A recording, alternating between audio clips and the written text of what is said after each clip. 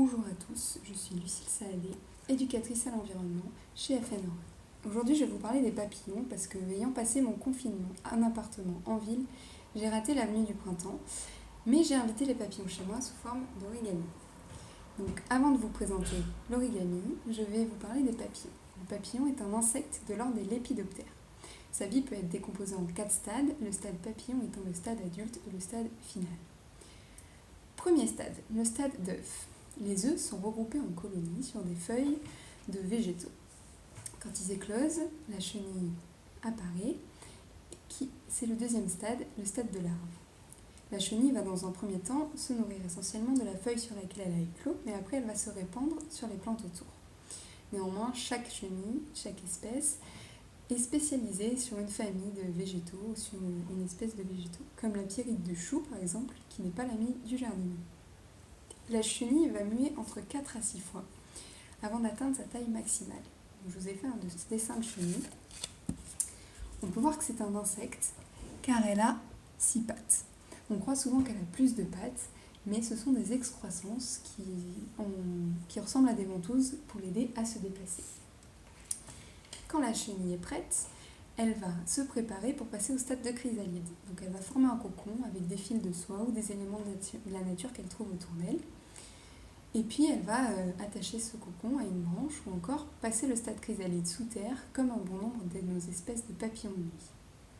La chrysalide, après quelques semaines à quelques mois, va avoir fini sa métamorphose et être prête à sortir en tant que papillon de son cocon. Le papillon sort et après quelques heures pour rigidifier et gagner ses ailes et gagner en force, il va pouvoir aller se reproduire et manger du nectar. Le papillon vit entre quelques jours suivant l'espèce et quelques mois. Le papillon citron par exemple vit entre 10 et 13 mois. Les papillons, leur but c'est essentiellement de se reproduire et de se nourrir. C'est pour ça aussi que certaines espèces ne vivent que quelques jours, vraiment juste le temps de se reproduire. Le papillon est un insecte pollinisateur, comme l'abeille, mais tout aussi important parce qu'il a une morphologie différente. Il a une longue trompe qui l'enroule et qui le déroule et qui lui permet d'atteindre des fleurs moins accessibles aux abeilles car plus profondes. De plus, le fait d'avoir des papillons de jour et des papillons de nuit permettent aux plantes d'avoir une tranche horaire plus longue sur une journée pour espérer voir leurs fleurs pollinisées. Certaines plantes ont évolué pour se spécialiser et faire en sorte que leurs fleurs soient attirantes au crépuscule ou la nuit. On parle souvent du critère de la couleur pour différencier un papillon de jour d'un papillon de nuit, les papillons de jour étant souvent plus colorés que les papillons de nuit, qui sont plus ternes, mais il y a des exceptions. Un autre critère est la position des ailes au repos.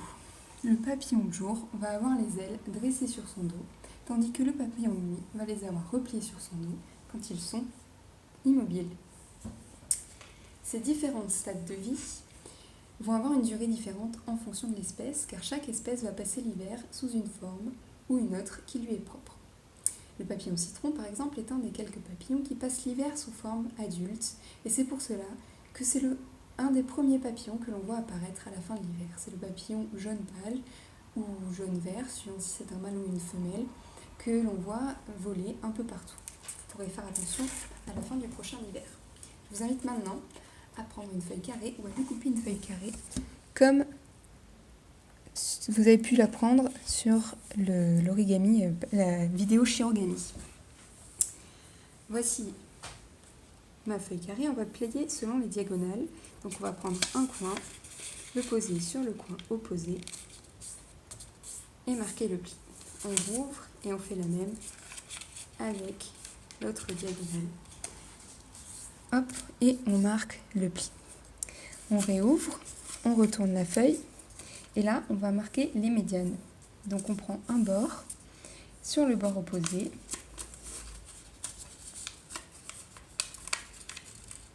et on marque le pli. Hop, on fait la même avec l'autre médiane, le bord sur le bord opposé, et on marque le pli. On va rouvrir, on va faire ressortir le coin en appuyant dessous et on va rentrer les médianes afin d'obtenir une pyramide. On remarque bien les plis. Ensuite, on a 2 pointes de chaque côté. On va plier cette pointe avec ce bord le long du pli central. Hop, et on marque le pli. De même avec l'autre pointe, ce bord le long du pli central. Hop, et on marque le pli. Ce qui fait que vous obtenez un papillon, enfin une forme comme ça. On retourne, revoilà notre pyramide. On rabat le sommet de la pyramide sur la base avec le coin qui dépasse bien de la base. On marque le pli ici, on retourne, on rabat la petite pointe et pour que le papillon se tienne bien et ait une forme de papillon, on plie selon l'axe de symétrie. Et voilà, prenez soin de vous.